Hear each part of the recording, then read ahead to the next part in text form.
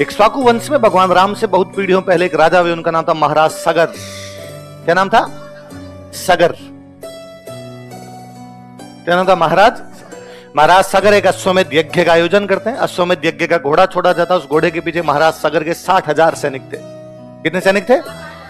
घोड़ा कपिल मुनि के आश्रम में घुस जाता है, सैनिक कपिल मुनि के आश्रम से घोड़ा लेने के लिए जाते हैं। कपिल मुनि की तपस्या भंग होती है, कपिल मुनि उन्हें श्राप देते हैं कि जाओ सब के सब पत्थर बन जाओ। और 60 के 60,000 जो सैनिक थे वो क्या बन गए?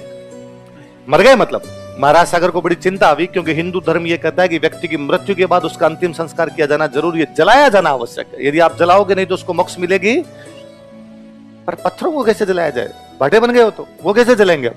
महाराज सागर ने किसी से पूछा कि अब इनका क्या इलाज हो सकता है, और उनको बताया गया कि यदि गंगा जी इन पत्थरों के ऊपर से निकल जाए तो इनको मोक्ष मिल जाए।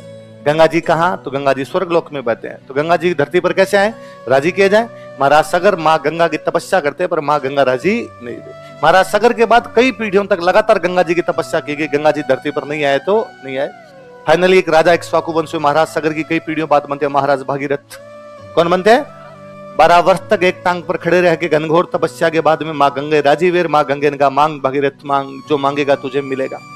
राजा भागीरथ ने कहा है माते गंगे, यदि आप स्वर्गलोक से धरती पर पधारो और मेरे 60,000 जो पूर्वज जो किसी युद्ध के अंदर या किसी एक ऋषि के श्राप की वजह से पत्थर बन गए थे, उनके ऊपर से यदि निकलो तो उनको मोक्ष मिले, वरना उनकी आत्माएं भटक रही है, उनको अगली योनि प्राप्त नहीं होगी।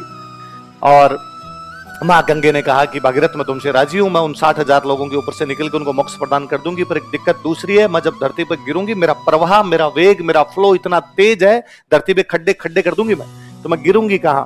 तो फिर वापस चिंतन किया गया, अब क्या किया जाएगा? शिव अपनी जटाओं के अंदर गंगा जी को यदि समाहित कर ले तो गंगा जी धरती पर आ सकते हैं। इसलिए बोले भंडारी को राजी किया गया। बोले भंडारी बैठे, गंगा जी सबसे पहले शिव की जटाओं में आके गिरे। इसलिए आज दिन तक शिव जी की तमाम फोटो में यहाँ से जल निकल रहा है, वो जल गंगा जी है। उसके बाद में 60,000 लोगों के ऊपर से निकले, उनको मोक्ष प्रदान की, इसलिए गंगा जी को बोलते हैं मोक्षदायिनी।